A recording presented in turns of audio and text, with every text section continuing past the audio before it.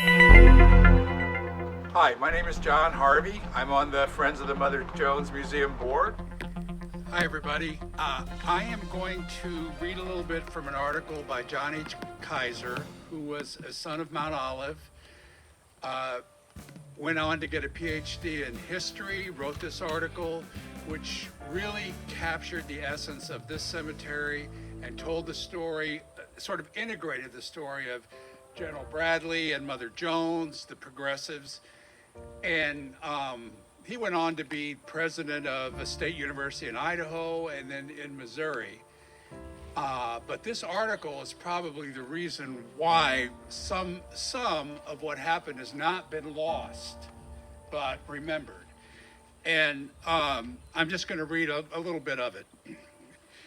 So he opens by saying, since 1899, October 12th has been Miners' Day in Mount Olive, Illinois.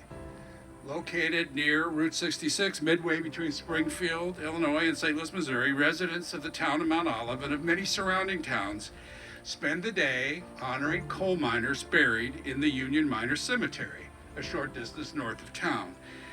Even though the last coal mines in the immediate area were closed in the 1950s, local citizens are still unwilling to grant Christopher Columbus a share in the memorial normally considered to be his.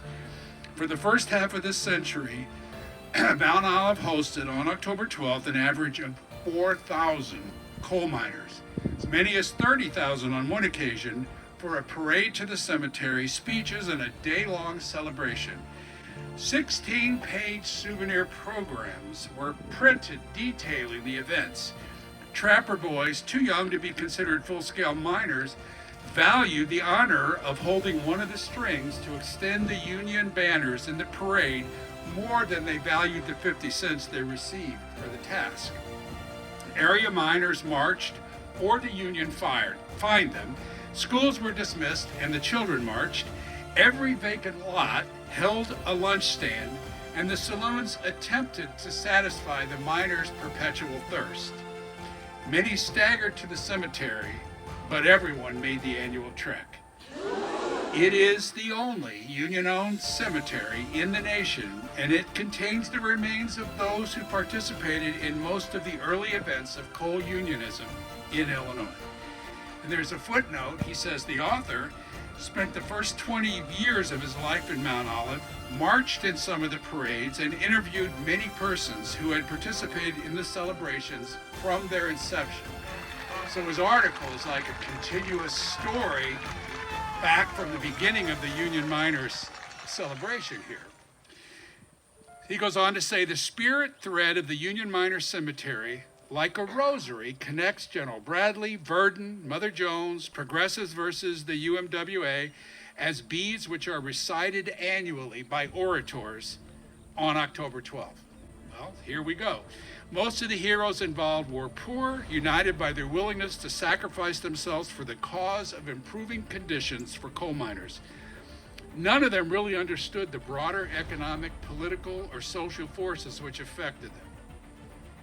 And I just, as an aside, do any of us understand the broader forces that are affecting us? No, I think they're like us. You know, things are happening that are bigger than them, and they're in the middle of it.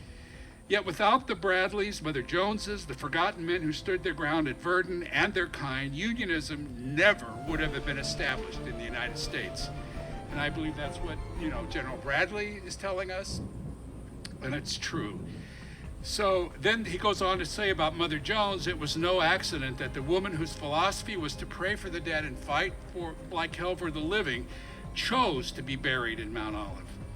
She had never really fought alongside the miners in any of their battles, area miners, I should say.